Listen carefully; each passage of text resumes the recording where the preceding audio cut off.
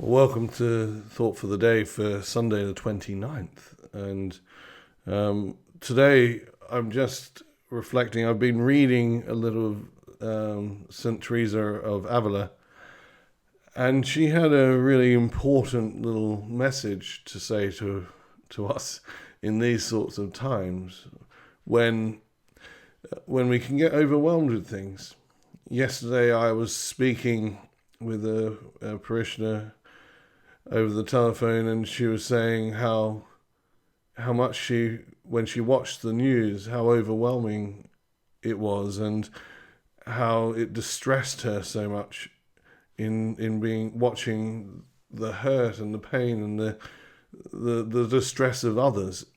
And in times like this, we are, one of the things that we are able to do when everything feels like it's beyond us to do anything is to pray. And often many of us are called to greater times of prayer. We have noticed that in our morning prayer, more people have started to attend, but whether that's because, one, it's from the convenience of their own homes, or the fact that actually they don't need to be in the office at the time with which we're praying. However, the desire to pray is often strong at these times. However, we can get overwhelmed, and we can sometimes be discouraged in our prayer, and sometimes it's our feelings of sadness and depression and things, as Teresa says, that weigh us down and may discourage us from continuing in prayer. And she has these words of wisdom and generosity, really, to an encouragement to keep going, really, and and she gives some very wise little tips as to how we can just perhaps overcome some of these feelings and continue in prayer, which is a real gift from God. So she says, "Do not take any notice of the impulse to give up in the middle of prayer time. Just be grateful for the desire to pray, which is God's gift. Your innermost heart loves to be with God, but feelings of sadness and depression weigh you down and give you a sense of constraint.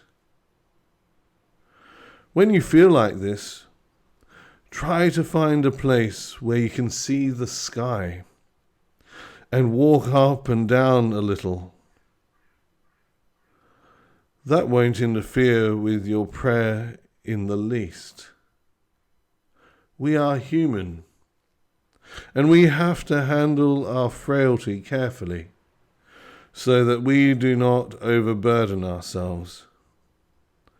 Our hearts are seeking God all the time, and we seek the means that best leads to Him. Our soul needs gentle treatment. And in times like this, when actually some of us particularly are struggling to know what to do, or some of us are very busy doing a lot of things, it's an irony that we really are polarized in that category, that some of us are called to do much and some of us are struggling because we can't do much. As Teresa says, the soul needs to be treated gently. Each of us, whether we're one of those that is being called upon in these times to do over and above what we normally do, or with you're one of those being frustrated that you're unable to help in any practical way. Do not be discouraged and continue with that desire to pray, because God is faithful and our prayers are effective, as it says in James. It also enables us to open ourselves to more compassion and empathy as we pray and for others. and seek that God would be with them as they journey through their difficult times. So take this morning, be careful and be gentle with yourself. Try and find a bit of sky and somewhere where you can walk a little to lift your soul once more and give you the strength to continue in prayer.